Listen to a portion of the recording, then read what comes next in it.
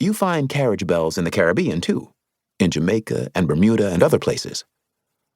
When I heard that sound, I would run to the window.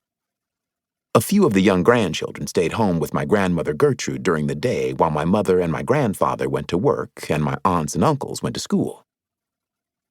The radio was on all day long. My grandmother would listen to shows like Arthur Godfrey Time and Art Linkletter's House Party.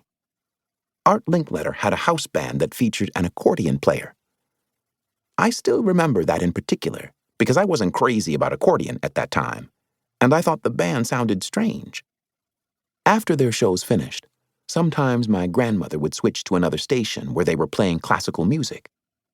My sister and my cousins would get impatient and run off and play, but I would sit and listen and daydream on it.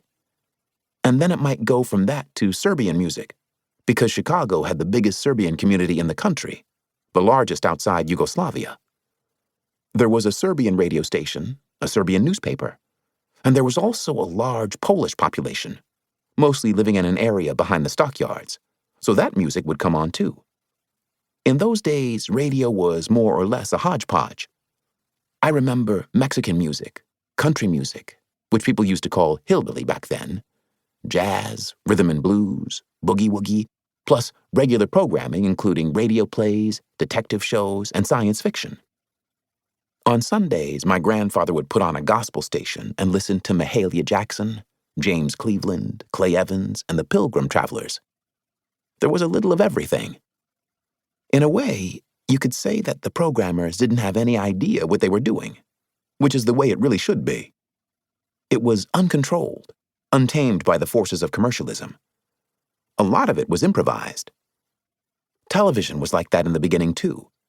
Ted Mack's Original Amateur Hour, Arthur Godfrey and His Friends, the General Electric Theater on CBS hosted by Ronald Reagan, the Ford Star Jubilee with live stagings of scripts by Noel Coward and Herman Wouk, the Nat King Cole Show, the Kate Smith Hour on NBC. But radio was the main thing then. The same way kids sit for hours in front of the television or the computer now, back then we would sit in front of the radio and skip from station to station. And it was amazing the amount of music there was.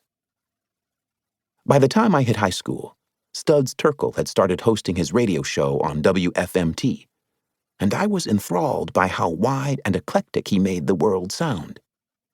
He would play everything from blues and Mexican son jarocho to Central African music, Indian classical music, and flamenco, and he interspersed the music with interviews of all sorts of people: film and theater directors, actors, poets, blues singers, architects and industrial designers, orchestra conductors, folklore collectors, choreographers. Decades later, Studs Terkel's program might have been called a world music show, but he did it without the label, before it was a marketing category, and that made it more thrilling.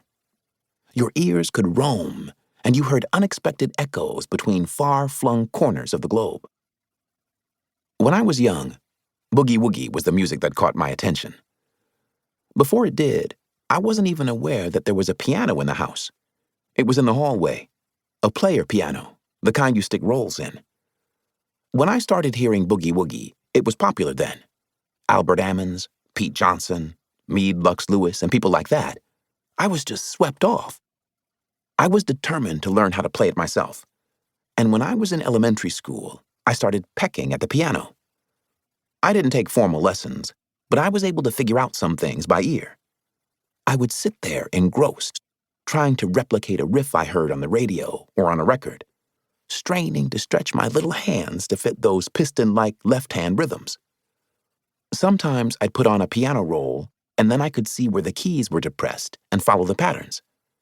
I lost track of time. I could sit and play the piano for hours, and no one would say anything because they knew where I was and I wasn't getting into trouble. I was like a cow with a bell around its neck. On Sundays, generally we would go to my grandmother Gertrude's church, the Church of God in Christ, which was a holiness Pentecostal denomination, or what people called a sanctified church, on Indiana Avenue around 32nd Street. There was a famous minister there, Reverend Charles, and they would always have these assistant ministers and visiting preachers.